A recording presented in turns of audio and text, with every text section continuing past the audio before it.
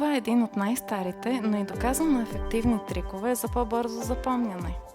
Затова често вашите преподаватели ви съветват да пишете новите думи по няколко пъти. Но с това не приключва прилагането на този метод.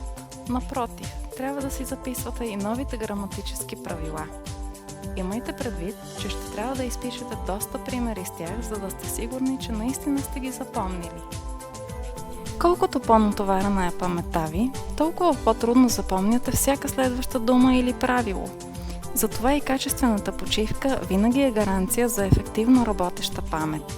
Слушайте музика, разходете се или си направете чаша ароматен чай, а след това се върнете към подготовката на новия урок по английски език.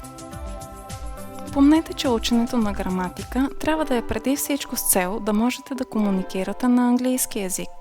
Научете основните правила, а след като вече успешно сте ги усвоили и ги прилагате с лекота, значи е време за по-детайлно изучаване на някои употреби на граматическите времена. Превърнете ученето на новия език в навик. Занимавайте се често и отделяйте по толкова време, колкото ви е приятно и ненатоварващо, и съвсем скоро ще забележите, че изучаването на език се превръща в хоби и удоволствие. Вие избирате уроците.